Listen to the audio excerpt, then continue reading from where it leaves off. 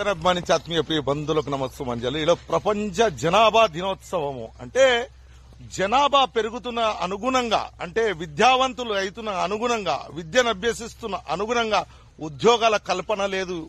ఉద్యోగాల కల్పన లేకపోగా ఈ యొక్క రిటైర్మెంట్ ఏజ్ ని పెంచి ప్రభుత్వాలు నాశనం పట్టిస్తున్నాయి. దేశాన్ని, యువతను అందరినీ నిర్వీర్యం చేస్తున్నాయి. అందరూ విద్యావంతులు ఏం చేయాలి?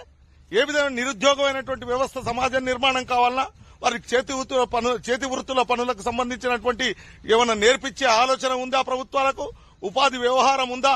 అలాంటి ఆలోచన విధానం చేయకుండా నిరంతరం జనాభా పెరుగుతున్న అనుగుణంగా, విద్యావంతులుగా అవుతున్న అనుగుణంగా ఆ యొక్క ఉపాధి కల్పన కొరకు అవసరమైతే 55 సంవత్సరాల రిటైర్మెంట్, 55 సంవత్సరాలు చేసి భావి తరాల పిల్లలకు వాళ్లకు ఆ యొక్క ఉద్యోగాలను అప్పగించే బాధ్యత, ఉపాధి కల్పించాల్సినటువంటి బాధ్యత ప్రభుత్వాలపై ఉందని మనం గ్రహించాలి.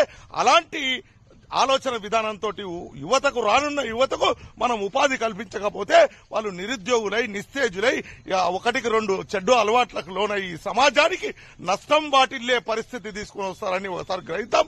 ఉపాధి ప్రధానమైనటువంటిది. విద్యను అభ్యసించడం ఎంత ప్రధానమో ఉపాధి కూడా ప్రధానమైనటువంటి ఉద్యోగ బాధ్యతల కల్పన కల్పించాలి.